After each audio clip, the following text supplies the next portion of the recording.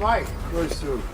Dwi'n cwrdd o'r diwedd. It's been a long time. I know it has. I know it has. You're a very good man to come, if I may say so. No, no, it's Very good fine. to see you. Marvellous.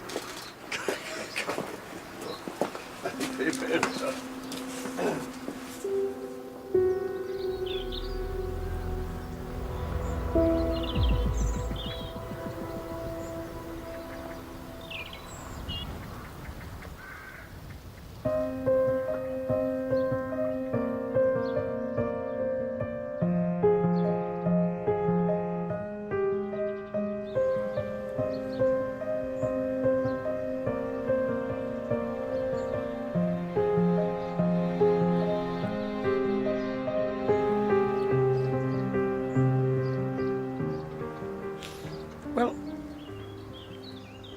mae'n anodd gwybod beth i ddeud y dweud y gwir. Dwi wedi bod yn canu am y dyn yma am hanner can mlynedd. Ac wedi gwneud dipyn o hwyl am ei benne. Ac o'n ryw hanner ddisgwyl byddwn ni'n cael clistan yn oed dweud y gwir. Na, dwi ddim wedi troi'n frenhinwr. Ond mi roedd y cyfarfyddiad gyda Charles ei hun yn rhyfeddol o naturiol a chartrefol. Dwi bron a mod i mewn rhyw gyflwr o sioc fod y peth wedi digwydd. Ac oedd yn wirioneddol yn rhannu syniadau am bethau oedd yn cyfri i ni. Mae o'n credu'n angerddol bod hi'n bwysig i warchod yr amgylchedd. Diddordeb mewn cynllunio a phensarniaeth a ffeithiol. A'r grefydd oedden ni'n amlwg yn meddwl i'r un cyfeiriad bod angen gweld yr hyn sy'n gyffredin rhwng crefyddau'r byd. Ond hefyd i warchod traddodiadau o bob math. Ac wrth gwrs, fel nath ryw led awgrymu ei hun, ynde, hynny mae'n rhan o draddodiad ei hun a fedrith o ddim dod allan ohoni. Pan oedd o'n gofyn sut o'n i'n gweld y Gymraeg heddiw a'i dyfodol hi, oedd o'n dangos diddordeb go iawn ac oedd o'i hun yn teimlo bod hi'n llawer mwy egniol.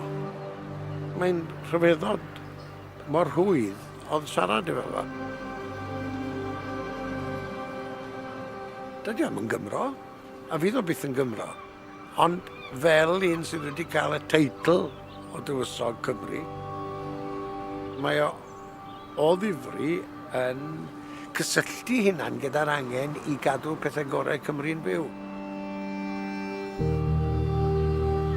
Mae yna bellter mawr rhwng Charles Windsor a Dafydd Iwan am sawl rheswm, ond be nath heddiw brofi i fi oedd bod yna lawer iawn o dir cyffredin rhwng dau ddyn.